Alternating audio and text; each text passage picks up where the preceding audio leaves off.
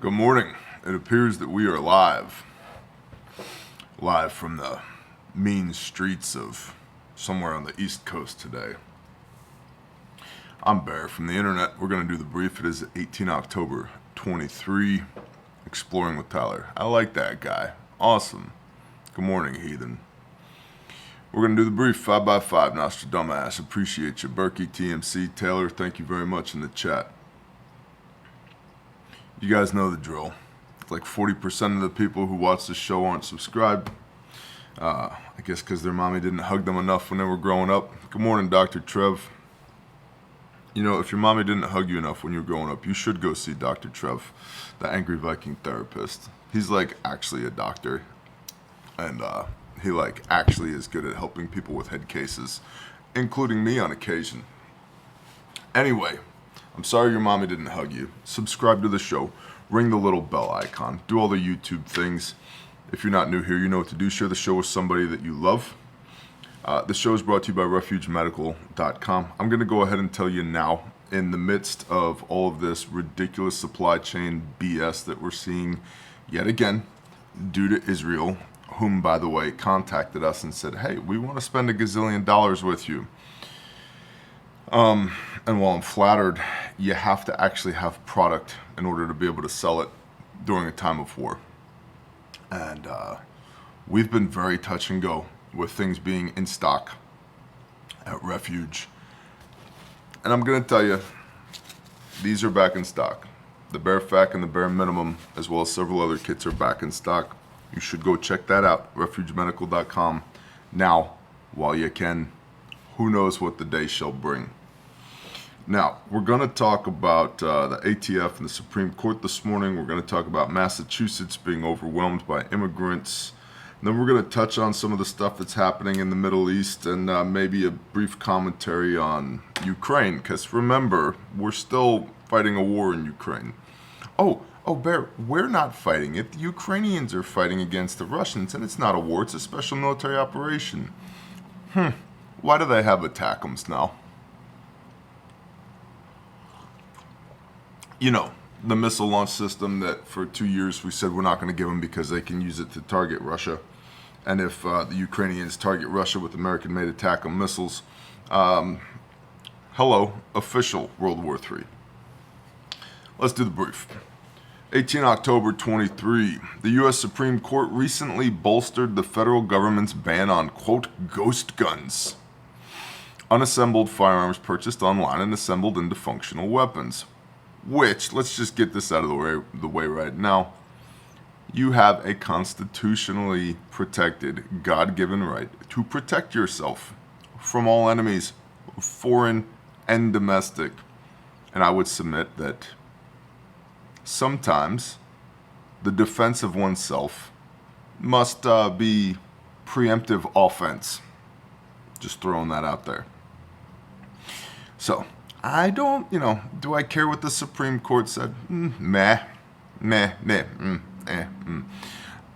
know what Messiah said, Luke 22:36, if you don't have a sword, sell your cloak and buy one. To which people will say, yeah, Bear, but if you live by the sword, you'll die by the sword. Do you make a living from your sword? Are you a professional soldier? Probably not, if you're watching this. Hey, Tom. Andrew Barnes is saying ammo. That's correct. The Hornady ammunition plant spontaneously combusted? It must be an accident. It's an industrial accident. Lake City is not providing ammunition to anybody unless you're the Department of Defense. No civilians, no wholesale, no retail, just DOD.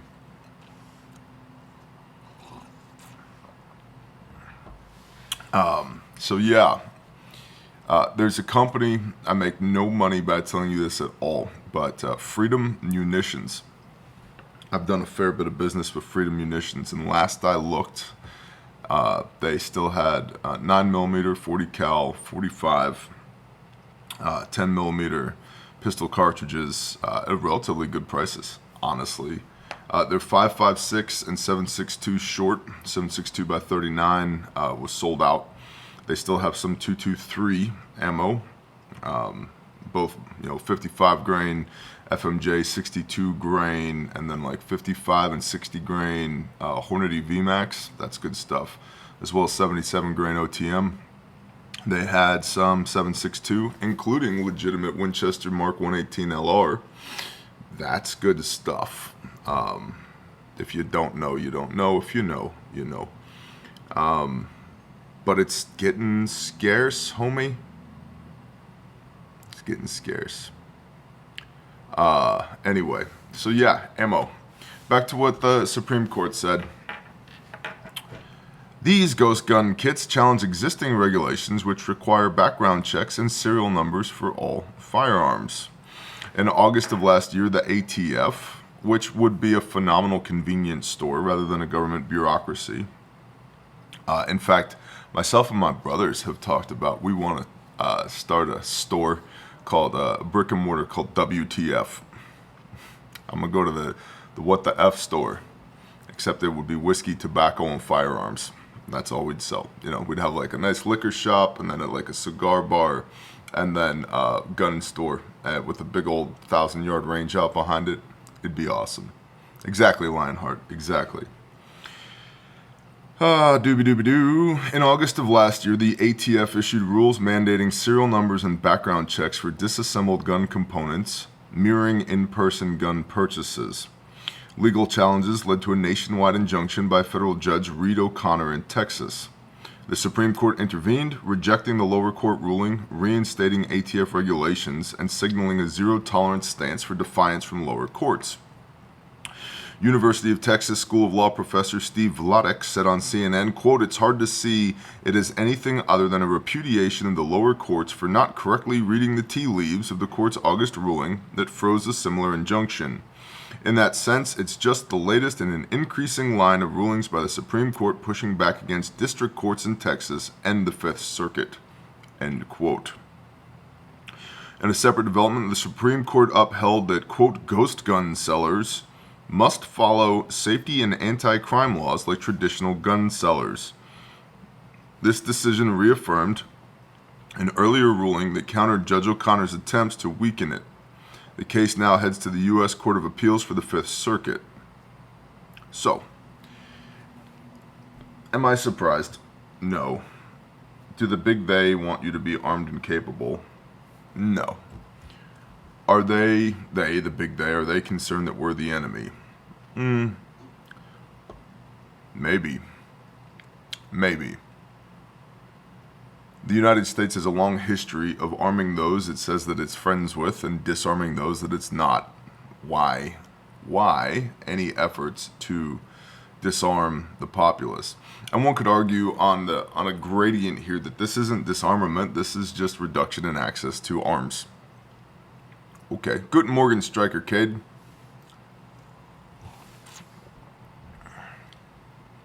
Eddie E said, "I watched your 8 videos on the March E and pause, and it was so informative, I shared the Hades out of it." Thanks, Eddie E.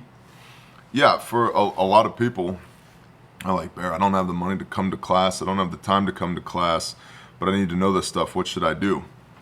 There is a pre-existing 8-part playlist on this channel under the Trauma Medicine playlist that contains all of the information that we teach in our level 1 class for free here on YouTube. Go check it out. I got a tourniquet. What do I do with it? Go watch that playlist. And you're probably going to be like, well, they're not 3-minute videos. I don't have the time. All right, cool. If you feel like dying when you try to apply a tourniquet and you can't, go for it, homie. No, it's 4 hours of content, because that's what it takes to teach that basic level of trauma medicine. Smokin' Swamp. We need more Prepper Classroom episodes. They're better than a Netflix special. Thanks. There's chatter. I'm not promising you anything, but there is chatter of beginning the Prepper Classroom 201 series. It has been on our to-do list at the Bear Independent channel for half a year.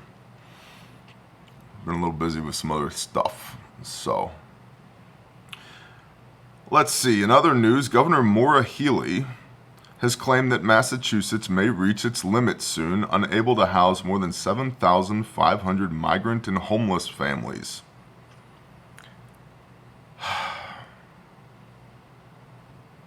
If you somehow still live in a state that is blue, votes blue every 4 years for the national president, is controlled by a blue governor, you've got a blue mayor in your city,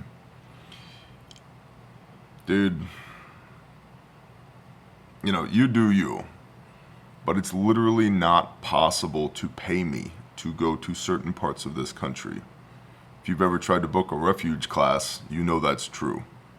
There are just simply places I will not go. I will not go because I don't have basic rights when I go there. And the threat profile increases dramatically when I go there. I don't understand how people live there and claim that they're into preparedness when all you have to do is spin in a 360-degree circle and see nothing but problems. Why? You don't understand, Bear, I can't get out. You don't understand that excuses are lies. We strategically relocated with 3 children and an 80-year-old grandma with like no money while getting out of debt, and went from a third of an acre in a suburban neighborhood to a very large piece of land in a not suburban neighborhood with cash money, yo. And I realize economically times are a little bit different now than they were 6 years ago, but it can still be done. I mean, I was blessed to spend some time with Joel Salatin, he of Polyface Farms, this past weekend at the Self-Reliance Festival. And one of the things that he was talking about, and I think it's something we need to onboard in the preparedness space and here, particularly at this channel, because we're a little bit different. Praise Yah, we're a little bit peculiar as compared to the rest of the prepper population. What Joel was talking about was that the average farmer is 60 years old.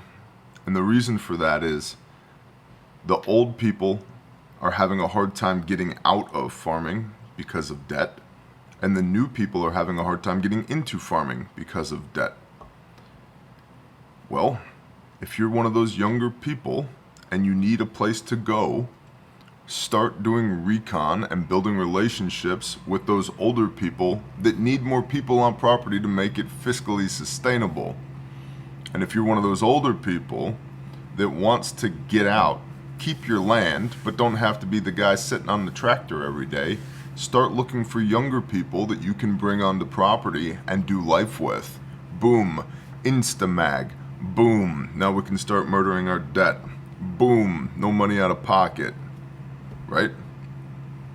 So, something you might want to think about. Back to Massachusetts. The state has already been struggling with a deluge of immigration this year. Headlines published throughout the year paint the picture.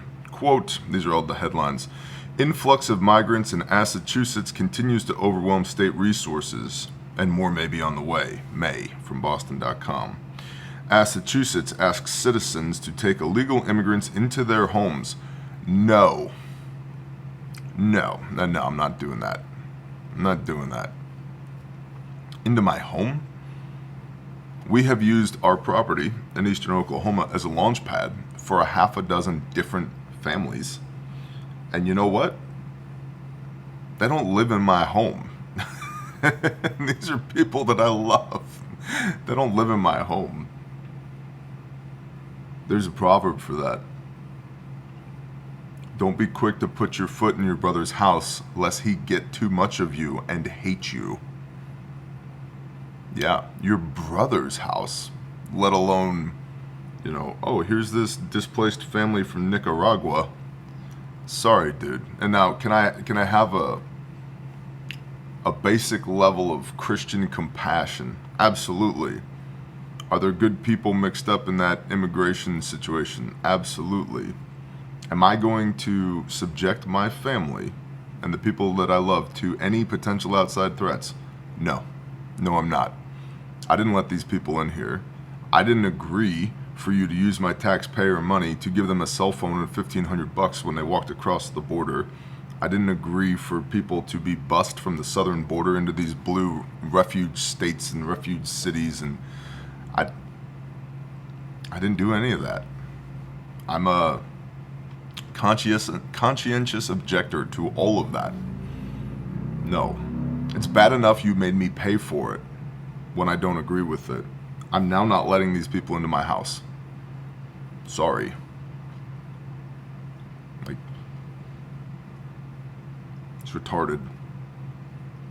Massachusetts governor declares state of emergency amid influx of migrants seeking shelter. That's from August of this year from PBS. By the start of November, Massachusetts will stop adding more shelter units and start using a wait list. The sanctuary state is legally obligated to provide housing to those who need it. Well, I guess you should have never declared yourself as a sanctuary state, huh? But it appears that may soon be an impossible law to follow. Governor Healy said, quote, "For months now, we have been expanding shelter capacity at an unsustainable rate to meet rising demand." Like in New York, where they were talking about taking money away from first responders and law enforcement to be able to fund more shelters for illegal immigrants. Dude, you play stupid games, you win stupid prizes. But what about the humanitarian angle here? Yeah, we are humans too. Americans are humans too. Just throwing that out there. And I know, colonizer statement. Colonizer, are you ready? I get to say this, colonizer statement, because I'm a quarter American Indian. We were here first, dude. And like it or not, might makes right. Might makes right. We're seeing that in Israel with Gaza right now, which we'll touch on in a moment. Might makes right. Mark O'Connor, love you back, bro. Cot lumber, K-O-T-T lumber. If you're anywhere near the imaginary line in the snow and you need some straight 2x4s, maybe you need a carbide tipped blade, 12-inch for your miter saw, or just another tape measure because you've been using that tape measure for the last year and a half and it's a piece of trash, you need to go visit the boys at Cot Lumber. They watch the Bear Show. Every time the Bear Show comes on, they're phenomenal people. How do I know? I don't. I've never met them before, but I'm assuming, as members of the Bear Nation, that they're good to go. So, if you're one of those people that drinks maple syrup every morning and likes to hang out with polar bears, Cot Lumber, K-O-T-T lumber.com.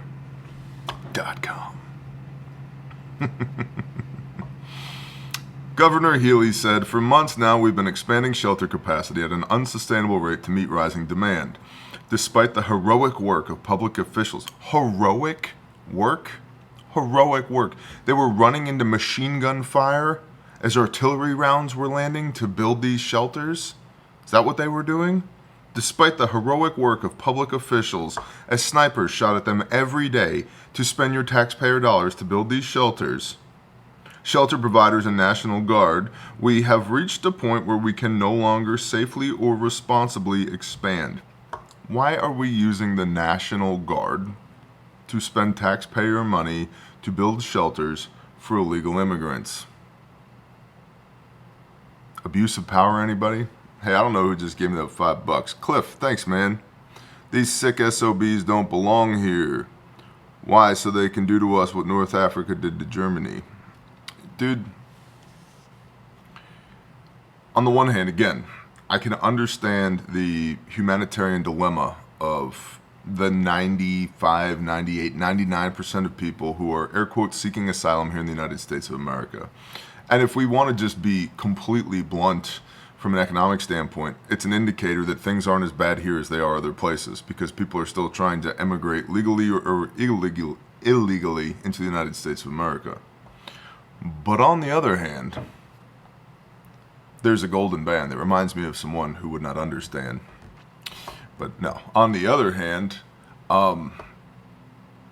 if we don't obey the rules we as a nation have, we have a circus, not a country. And I think we all know we lean more in the direction of circus than country, right? Lawlessness. And because of the lawlessness, because of their lawlessness, the love of many shall grow cold. You know, there's been a lot of talk. Oh man, Pastor Bear Hat, put the Pastor Bear hat on. There's been a lot of talk lately of what's happening in the Middle East being a biblical war. Maybe. We're not there yet, per my understanding of the word. But in Matthew chapter 24, where Messiah talks about over and over again, hey, here's the indicators that you will see before the beginning of end times, right? And we have not checked all of those boxes yet.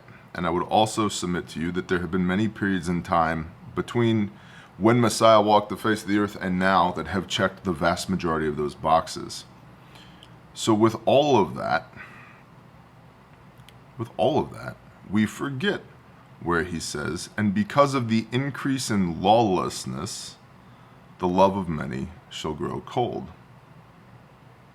Now think about that. Here in the United States of America,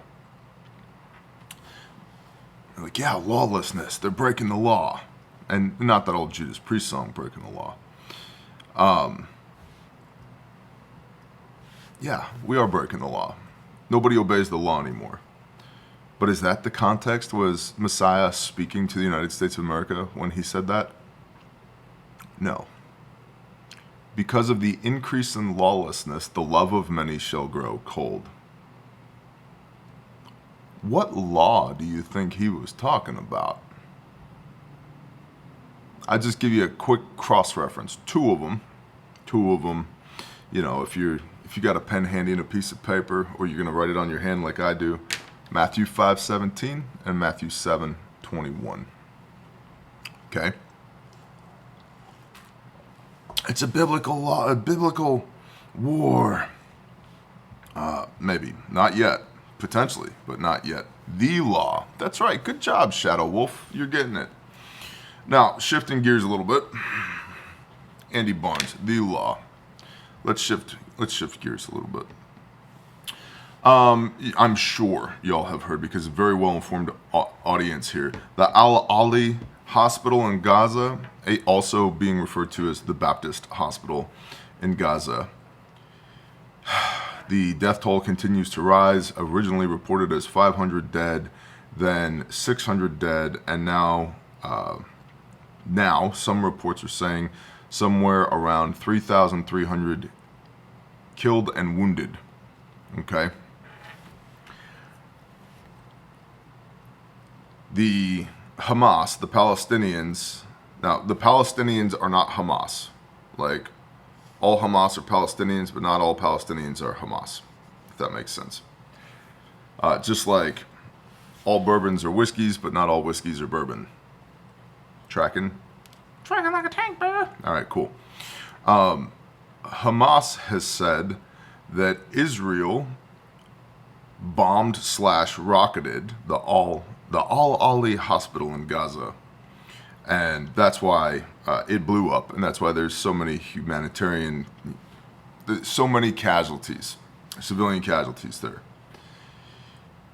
Israel is saying, no, the hospital was hit by a Hamas rocket, which was one of 450 rockets that have been launched in Gaza but have fallen short of Israel. One of 450 rockets since 7 October 23. So in the last 11 days, Israel has been able to count 450 plus rockets that were launched from Gaza and never made it out of Gaza into Israel, and that one of those rockets is what hit the hospital.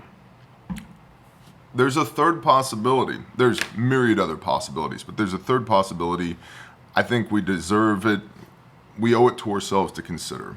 I need more coffee. I'm stumbling over my words. By the way, this is the first time I've spoken English today, or any words at all, other than talking to the Father before I got on here and talked to y'all. So, third possibility. It is a fact that Hamas, the Palestinian terrorist organization, co-locates amid civilian infrastructure. We know for a fact, on many, many occasions, Hamas has put their people and their command and control structure and all of that inside of hospitals, underneath hospitals, in schools, in orphanages, specifically so that Israel will not target them, because Israel cares a lot more about civilian casualties than Hamas does. And so when Hamas co-locates in a hospital, it increases the likelihood that Israel will not attack them.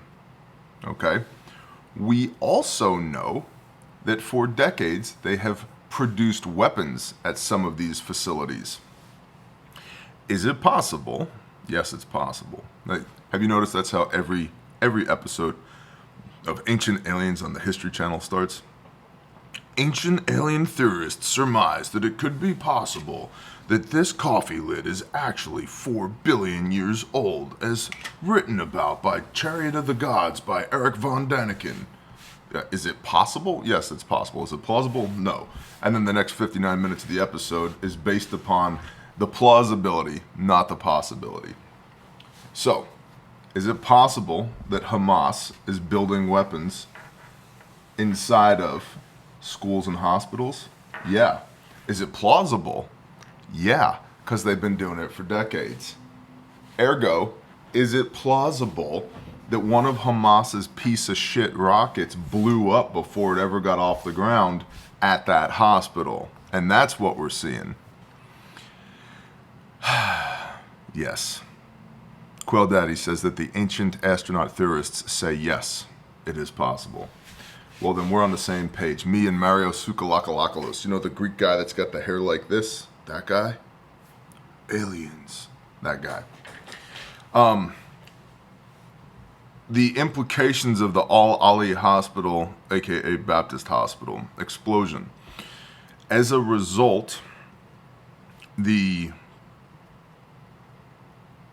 Muslim world, and there are Arabs, and there are Persians, and there are Sunnis, and there are Shia, all of which are different factions of the Muslim world, but all of them have united around this attack, what they consider to be an attack by Israel on civilian infrastructure in Gaza. And they're up in arms. I was getting messages yesterday from people, Humint, saying that there are Palestinian-backed protests at the embassies in Jordan, Jordanian embassies, and in Tehran, Iran, the US, UK, and French embassies, and many other embassies around the world, and to the point where, quote, almost every embassy in the Middle East is under the threat of being overwhelmed.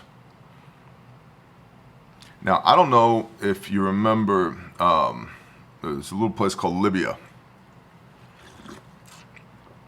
And our embassy there was overwhelmed, overrun. Lebanon, right.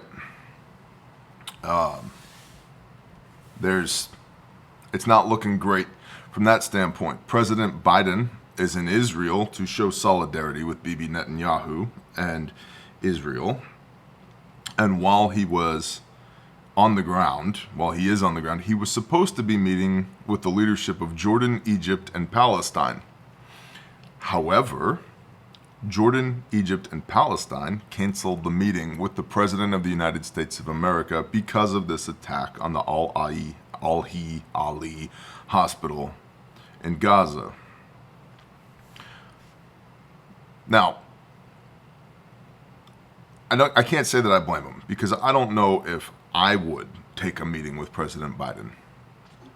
Just being perfectly frank. If the Secret Service called and said, Mr. Bear, the President of the United States of America would like to meet with you, I'd be like, oh, Trump is here? They'd be like, no, sir. No, Mr. Biden. Like, I don't know. I got to think about that one. Honestly, for why? Why do I want to meet with Biden? That dude's a pedophile. He's corrupt. I don't want anything to do with that dude. So I can't say I blame Jordan, Egypt, and Palestine. However, it shows the weakened state of the United States of America on the global stage. we know Biden's weak as well, right? Let's just say President Bear shows up in Israel, as if I was going to do that, show up in Israel, and Jordan, Egypt, and Palestine are like, no, we're not playing. You can go home. I'm like, excuse me. I represent the United States of America. You will meet with me. The end. If not, FAFO. By the way, the president of Palestine, congratulations, you're the president of a 2 million person open air prison. You don't have a lot of chutzpah. You don't have a lot of horsepower, right? Egypt, that's cute. Hey, Egypt, have you ever seen an aircraft carrier? I have 11 of them, right? Jordan, Ote,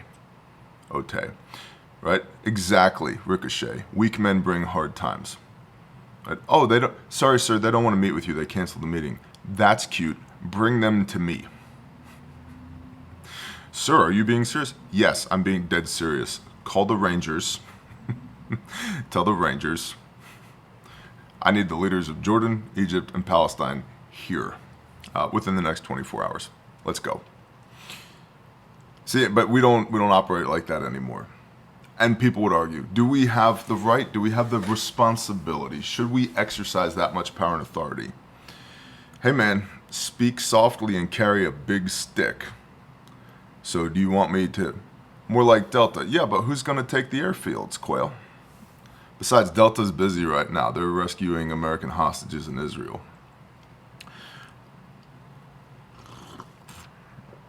Israel is a man, not a place on a map. Clement Clark, you're so close. Israel was a man, not a place on a map, and Israel is those who believe in Yahweh or Elohim, the Lord our God.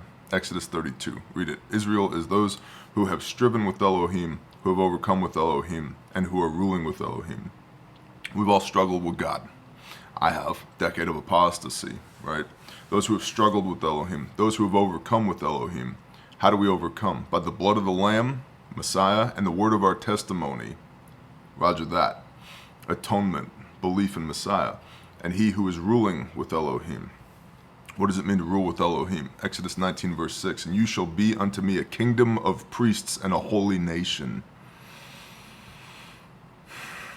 It is representative of the pattern of behavior that we poor little humans go through in our relationship with the creator of the universe.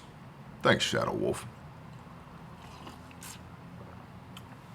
So, U.S. embassies and UK and French embassies and other Western nation embassies throughout the Middle East are seeing prodigious protesting right now. Jordan, Egypt, and Palestine have canceled their meeting with Biden. Biden is in Israel, showing solidarity for the attacks on Israel there. Israel is essentially engaged in a campaign of leveling Gaza. I believe the words that were used by the war cabinet in Israel was, Gaza will be a tent city. Now the issue being that there's 2 million-ish Palestinians there and there's no place for them to flee. I believe it on the southern border of Gaza into Egypt is the Al-Rafah border control checkpoint. And they are capable of processing about 2,000 people a day, which means it'll only take them 1,000 days to process all the people out of Gaza into Egypt. The Egyptians don't necessarily want the Palestinians either, being perfectly clear, even though the Democrats who are running this country right now are trying to float a bill saying that we should bring 1 million Gazans here to the United States of America. Hey, dumbass. A bunch of those people are Hamas. No, I don't think we should do that. If Egypt, their next door neighbor, doesn't want them, why would we bring them here? Thanks, Bob. Appreciate it. Did Israel really change their flag from the menorah to the Star of David? It's always been the Star of David. It's always been the Star of David. Since 1948, it's been the Star of David. Which, by the way, you may be interesting to know, it's referred to as the Mogen David, the Shield of David, the six-pointed star. And David never saw that with his own eyeballs. Never. It was a 17th century sect of Judaism in Prague, Czechoslovakia. I believe is it Prague is in Czechoslovakia? In Prague, that was heavy into Kabbalah, the Kabbalah, that began using the six-pointed star as the Mogen David, the shield of David. And prior to that, it was used in pseudo-occultish practices with the five-pointed star, what is known as the pentacle or pentagram, the six-pointed star, and then other symbols such as the swastika before it was adopted by the Nazis, the SS. So yeah, David never saw that six-pointed star. He never laid eyes on it. Okay, it's called, but it is referred to as the Mogen David, the shield of David. So it wasn't until 17th century at the earliest that it even began to become associated with Judaism. And the thing to think about here, and this is important, is that the nation state of Israel on a map as defined by the League of Nations in 1947, codified in 1948, Israel is the homeland of the Jews, the tribe of the Yehudim, the tribe of Judah. Judah is one of 13 tribes. And the house of Israel is what is in the diaspora, has been dispersed into the nations right now. The house of Judah is still there, bro. They're still there, but they are not Israel. But the Jews have co-opted the word Israel. They don't want to think about the other 12 tribes. Benjamin, Levi, Simeon, Naphtali, Gad, Asher, Zebulun, Issachar, Manasseh, Ephraim, Dan, and I forgot the other one. Pretty good. That's pretty good. 12 out of 13. So, good morning, Michael Martinez. So the Jews have basically said, hey, we're Israel. Dude, you never were Israel. Israel biblically refers to everybody who's not in the tribe of Judah. And if you read Romans 11, Israel, if you're a Gentile believer in Messiah, Israel is what you are grafted into. The Levites. Did I say Levi? I thought I said Levi. Anyway, dude, and read the book of Asher, Simeon and Levi, or book of Jasher, and then we'll get to attackings in Ukraine. Simeon and Levi were brutal. When Dinah, Abraham's daughter, was raped by the prince of Shechem, Hamor. The stories recounted in Genesis, and basically Israel, Jacob finds out, and he's pissed, but his sons aren't home, and he doesn't tell his sons, and then they find out, and so they go to Shechem, and they say, hey, if you circumcise all your men, we'll allow you to marry our daughter, or allow you to marry our sister. Okay? And they say, okay, sounds good. And so all the men of Shechem get circumcised. And then on the third day, and see, it's interesting because it points to where's your heart condition. They did it for worldly riches, and they get slaughtered on the third day.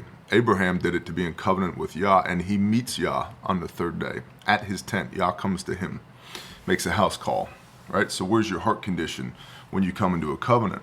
But on the third day, Simeon and Levi, by themselves, go to Shechem. And if you read the book of Jasher, they slaughter 815 men, the two of them. Slaughter them, Simeon and Levi. They leave two dudes alive to run away and tell everybody else in the neighborhood, do not mess with the children of Israel. And they take Dinah, their sister, back. And this is why this is why Jacob, Israel, is like, dude, you've made my name a stench. Everybody around here is going to hear what my sons did. You guys went over here and killed 815 men. And their response is, would you let them treat our sister like a whore? No. We will not let them treat our sister like a whore. But think about the inverse of that argument is, yeah, tell everybody around here, two of us killed 815 men. That's why in the story of Joseph, who does Joseph put in prison of the brothers? Simeon.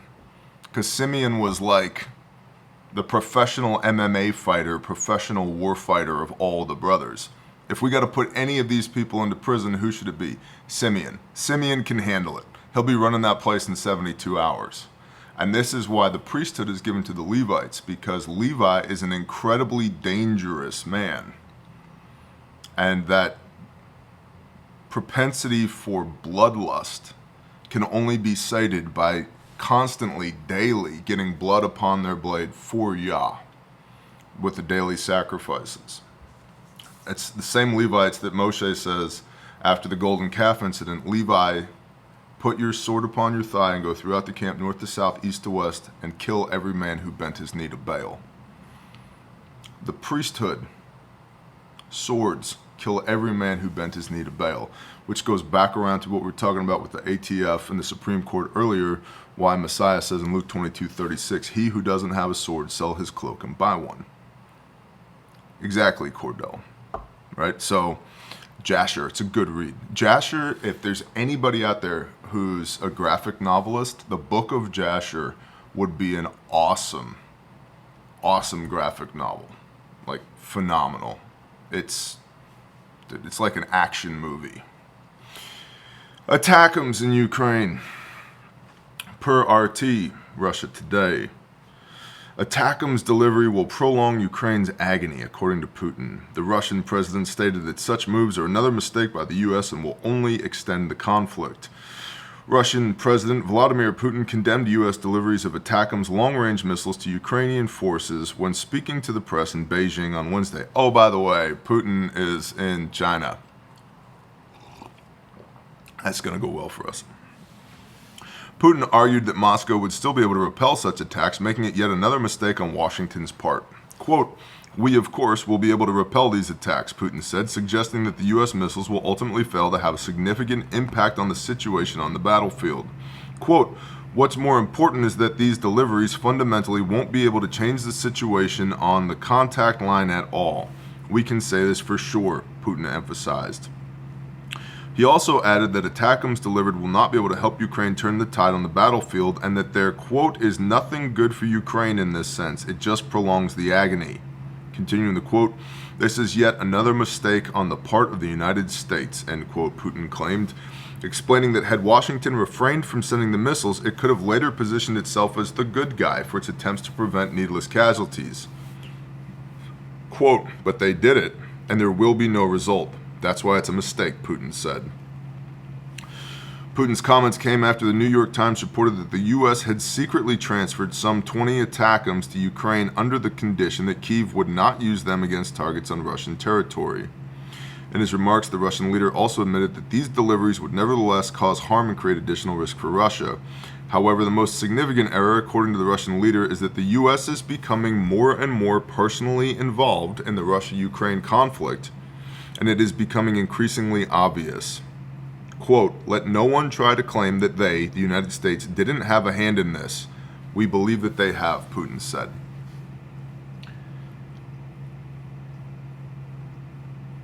Our dumbass politicians and representatives are going to get us into a shooting match with the Russians and maybe the Iranians and maybe the Chinese, and who knows how that goes for us. Probably not great, is my guess. I was texting a brother yesterday. He's like, man, the world's going crazy. And I'm like, it is. I said, I want to stay at home and eat sheep because it's fun, not because I have to.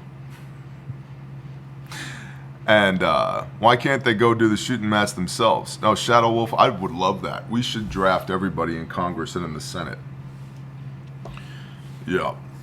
We'll call them the Useless Brigade and just send them over there.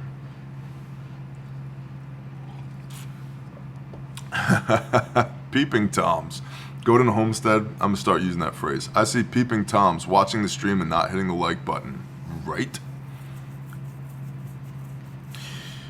Oh, doobie doobie doobie. On Tuesday, Ukrainian President Vladimir Zelensky personally thanked the U.S. and President Joe Biden for supplying Kyiv's forces with long-range attack missiles. I thought it was supposed to be a secret. Way to go, Zelensky. That's as the Ukrainian military issued a statement claiming that the U.S.-made missiles were used for the first time to strike Russian airfields and helicopters in the Luhansk and Zaporizhzhia regions. The Ukraine war is going to be a long, drawn-out, nasty war. We spent $3 trillion during the global war on terror. Over 20 years-ish. Dude, we don't have the economic strength as a nation right now. Even though Janet Yellen disagrees, according to Janet Yellen, Treasury Secretary, oh yeah, we got plenty of money. We can fight a war with Israel. We can fight a war with Russia and Ukraine. We can fight, let's take on China too. We got plenty of money. Just because you can print it out of thin air doesn't mean it has any value, which I guess takeaway for us.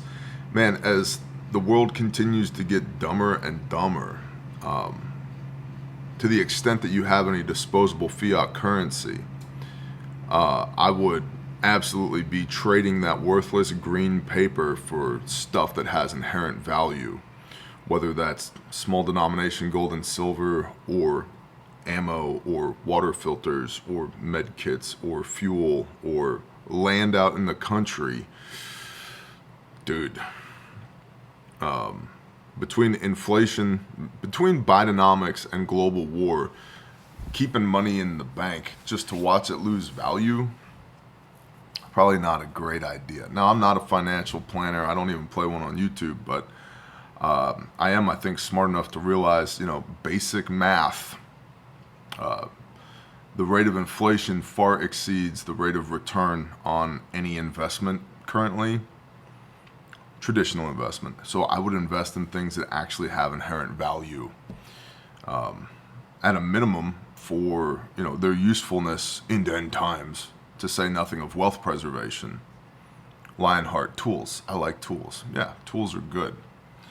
But all the things that you need, I'd be getting them sooner than later, because, man, I know we had a failed day of global jihad, and a lot of people were pretty disappointed by that. I got all dressed up for nothing. Famous line from Braveheart.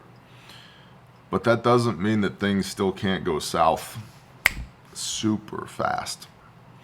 Now, all that being said, you don't get to operate in fear and hang around very long at this channel. We're not about fear. We're about the preservation of life. And so do what you need to do to perpetuate normalcy for the people that you love. Now, for some of y'all, that may require radically changing the way your life works. For some of us, we've been doing this for so long, and we've strategically located ourselves on the map, that implications for us are far less severe than they would be for others. But unfortunately, for the next few months, if not years, I'm going to be able to say at the end of every brief, it's a great day to prep. Because, man, if you thought 2020 was weird, it just keeps getting weirder and weirder, boys and girls. It's odd. I don't love it.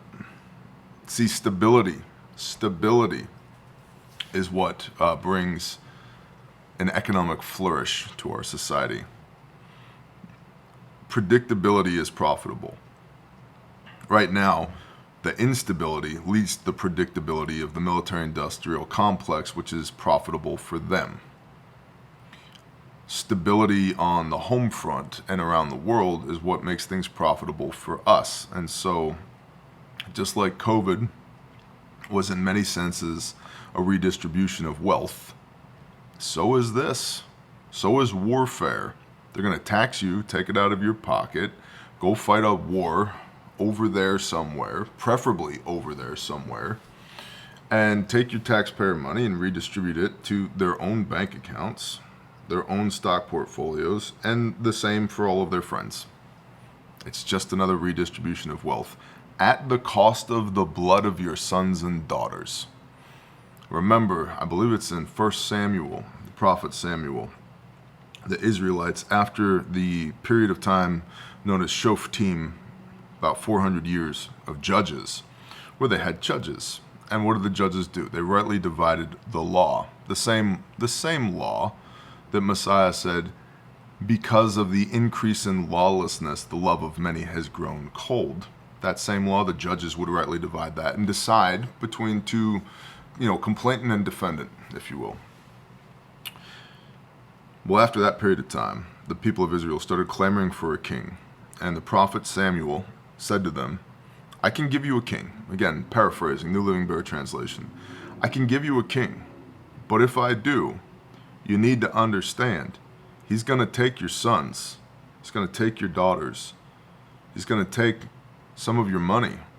He's going to take the best of your field and the best of your wine, the best of your oil. He's going to take. And the children of Israel said, yeah, we're good with that. Just give us a king. Give us a king like all these other nations that we're surrounded by. Like they forgot Leviticus 19. Be set apart, be sanctified, be holy, as I, Yahweh your Elohim, the Lord your God, am sanctified, holy, set apart. Why do we need earthly kings? We don't if we aren't convinced that we need to be earthly, fleshly beings. But when you focus on the physical, you require physical infrastructure to manage it. When you focus on the mental, emotional, spiritual, you don't need a physical king to manage that. There's one intercessor, Messiah. That's it. Hebrews chapter 8, read it. The mediator of a renewed covenant. The go-between in between us and the Most High. That's it. You don't need a king for that. But if you focus on the worldly stuff, yeah, you do need a king. And a parliament, or a Knesset, or a Congress, and a military-industrial complex, and governors and bureaucrats and all that other happy horse shit. And once that cat's out of the bag, once you got a king, it's really damn hard to get rid of it. Because once you give that authority away, they're never going to give it back to you. And if you try and take it by force, you're going to be spending your own sons and your own daughters and your own grain of your field and your own oil and your own wine to do that, while the king is still taking his percentage as well. That's the brief for today. I appreciate y'all very much. If you're one of those people that jumps off when it's time to discuss the value exchange, I bid you adieu. Beat feet, skedaddle. Get out of here. Have a blessed day. Shalom. Links in the description for all this stuff. This morning on Patreon, we have a video up called Prepping for Winter. And so winter is coming, and I don't mean that metaphorically. I mean that actually. Winter is coming, although the metaphor stands. So things like some basic stuff that as we move from fall into winter, what do we need to do? That video is up on Patreon this morning. Patreon's $10 a month. It's a prepper consultancy. You ask me the questions, I give you the answers. I've also got a lot of behind the scenes footage coming from the filming that we did yesterday at A Rude Awakening. I think we made 19 pieces of content yesterday. Yeah. Very, very good. Profitable, and I don't mean dollars wise. It was a really good meetup, really good conversations, and those are going to begin posting every Tuesday on Patreon for the next however many long. In addition to the Monday, Wednesday, Friday, not only the written brief and the links to the sources for the brief, but also the Monday, Wednesday, Friday exclusive content and the Thursday Patreon exclusive live stream. So that's up, patreon.com, link in the description. Mountain Readiness, this Friday morning, go to Mountain Readiness, READINESS, mountainreadiness.com. This Friday morning, 9 local time, 9 a.m. Eastern, I'm doing a Stop the Bleed class. I will be instructing a Stop the Bleed class at mountainreadiness.com. It's in Harmony, North Carolina. And the event promoters contacted me yesterday morning. They're like, hey, we had an instructor that's going to be unable to make it. Can you teach a class? And I was like, sure. What do you want to do? And they're like, you want to do Stop the Bleed? I was like, sounds awesome. Let's do it. The tickets for the entire event, Friday, Saturday, Sunday, are $35. There are multiple classes going on. Mine will be one of them. Additionally, the prepper novelist Angry American will be there. I will be there. The Refuge Medical Sales team will be there. The J.A. Dudley will be there. The team from Tactical Riflemen will be there. The guys from Forged in Fire will be there. A bunch of other people will be there. It's called Mountain Readiness. Mountain, READINESS.com. Shalom, Michelle, and Badger just posted the link. So look for the Blue Wrench. There's a link to mountainreadiness.com. Just scroll back just a little bit in the comments. So I'll be there. And it's $35 for a ticket for the weekend. There's a campsite near there if you want to camp. There's hotels in the area, blah, blah, blah. So 9 a.m. Friday, I am teaching a Stop the Bleed there. Bring your kits, because I won't have trainer kits with me, so bring your kits. Okay, Bear. Cool. Speaking of kits, Refuge Medical, we are back in stock on the Bearfac and the Bare Minimum. I know a lot of y'all were disappointed to learn that we were out of stock on those flagship products. The world is weird, man. Like I said, Israel called and was like, hey, can we spend $1 gazillion with you? It's like, well, it doesn't matter ideologically how I feel about whether or not you can or should spend $1 gazillion with me, because I would have to have product to send to you. Now, what's the best kit to bring for Stop the Bleed? Shop stuff, whatever kit you got. We're going to be going over tourniquets, pressure bandages, and gauze. We'll probably touch on chest seals as well. I've only got 2 hours to teach what I typically teach in 4 hours. But at a minimum, we're going to do tourniquets, pressure bandages, and wound packing. And chest seals as well, very likely. Now, you got to have a kit. Bearfac, Bare Men, back in stock today. It doesn't matter if I want to sell to Israel or not, because I have to have the stuff to sell.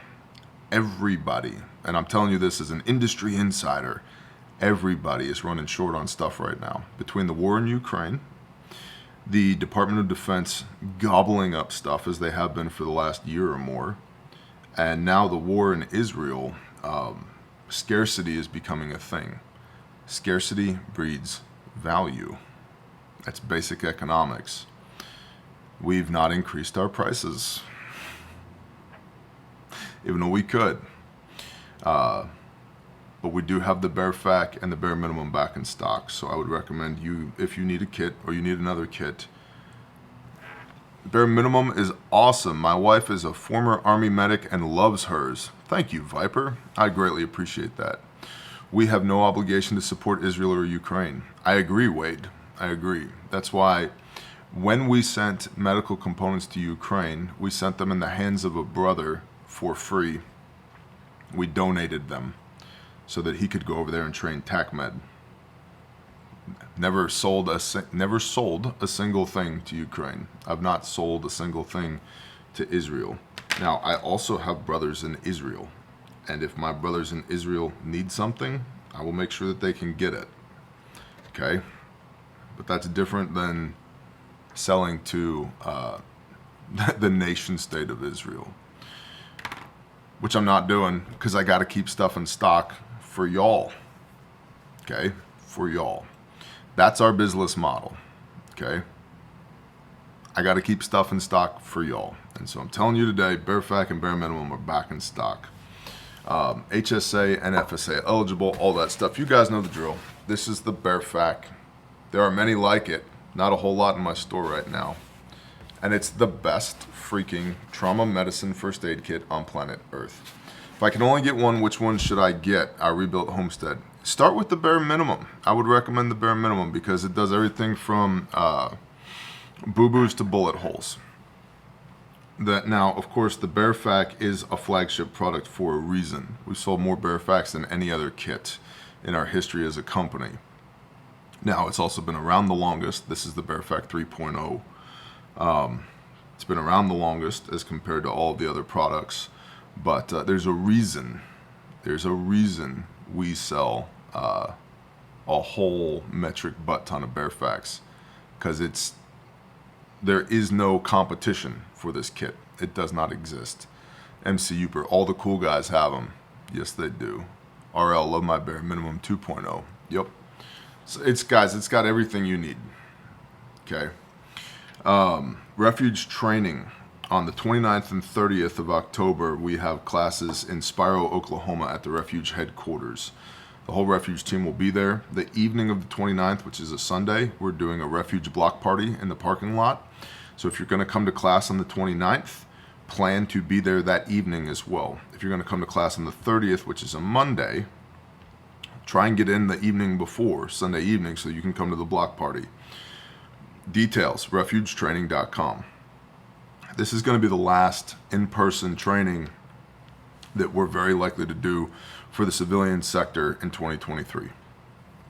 The way the world is shaping up, I would very much so encourage you, if you don't know, kinesthetically know that you can do it without thinking about it, how to use your first aid kit, come to class. Morning, Risky Krisky. Yo, Risky, I heard you were at Self-Reliance Festival and you left at the same time that I arrived, man. I was talking to John and he was like, hey, Risky Krisky's, he's right there. And I'm like, no way, I want to go meet that dude. And then you were gone. And so I'm not deeply offended and I don't know if we can be friends anymore. I don't know why you gotta dodge me like that. I'm just saying, it hurts. It hurt, dude. You hurt me. Why? Refuge training, 29th and 30th, Spiro, Oklahoma. Go to past my essential responder. Bob kicked my ass with a blue gun. Cordell. Yeah, that'll happen. You'll have that on these big jobs. Refugetraining.com. Of course, the Refuge Ruckus. We're going to raise money and awareness for Caleb House by rucking through downtown Fort Smith, Arkansas. 3-day event, March 8th through 10th, 2024. Visit refugeruckus.com. Go there and do it. It's going to be awesome. CalebHouse.org, Caleb with a K, if you want to support our anti-human traffic ministry. If you think that it's an abomination that assholes serially rape children, we agree. And we actually do something about that. I'll have to take a class and meet you on the up and up. Yeah, you should take a class, man. That'd be awesome. Email us. We'll set that up. CalebHouse.org, Caleb with a K. All your swag is at Grindstone Ministries, as well as online giving. If you want a t-shirt, long sleeve, or hoodie, it is hoodie season again for Caleb House. Or you want our brother Sauce Facts Not Feeling shirt, or you want our brother Rex's The Real Dope shirt. Links are in the description, or you can go to grindstoneministries.com. And if the Spirit moves you to donate, to tithe, to give a love gift, pick your terminology, I don't care. If the Spirit moves you, you can donate at grindstoneministries.com. If it does not, no worries. And last but certainly not least, I wish I had some, mooseruncoffee.com. Get the Grindstone blend. It's tremendous, believe it. I helped develop it. Moose Run Coffee Grindstone Blend. A portion of the proceeds go to supportgrindstoneministries.com. And that is the brief for today. I love y'all. We should talk to the Father, shouldn't we? Yeah, we should. We should do that. Oh, good morning, Abba Father. You are brilliant and amazing and awesome and humbling. And man, what a gift that we get to do life with you, that you saw fit to let us wake up today and allow us to breathe your air and keep pumping this blood through our body. Father, thank you. Thank you for all your myriad blessings, even in the midst of what seems like struggle and strife and heartache. And Father, I know there are people out there who are going through hell right now. Health issues and work issues and money issues and people issues and just feels like the world is happening to them rather than they are happening to the world. And so, Father, I pray that you would minister to these people. Put a hedge of protection around them, Father, that any weapon that is formed against them would not prosper. Father, Yah, be there anything within the sound of my voice that is not of you, we come together in agreement and rebuke it in the name of Yeshua HaMashiach and command it to flee. Father, fill us up with your Ruach HaKodesh, your Holy Spirit, for wisdom and discernment, strength and power and authority in the name of Yeshua HaMashiach, a peace that surpasses all understanding. Father, put us where you need us today. Let us be a piece on the chessboard for you, for your will to be done. Use us as you see fit. Let us be a blessing. Help us, help your people. Father, all the donkeys in the ditch out there, let them know they're loved. Send help. Father, thank you for loving us from the foundation of the world. Thank you for bringing us all together. Thank you for redeeming us, even though we're not worthy. And because we're not worthy, it just proves how much you love us and care about us. Thank you for bringing us home again by the blood of your Son. Father, I pray that you just pour out blessings on everybody within the sound of my voice. Thank you again for today. Thank you for this opportunity to serve you. And ask these things in Yeshua's name. Amen.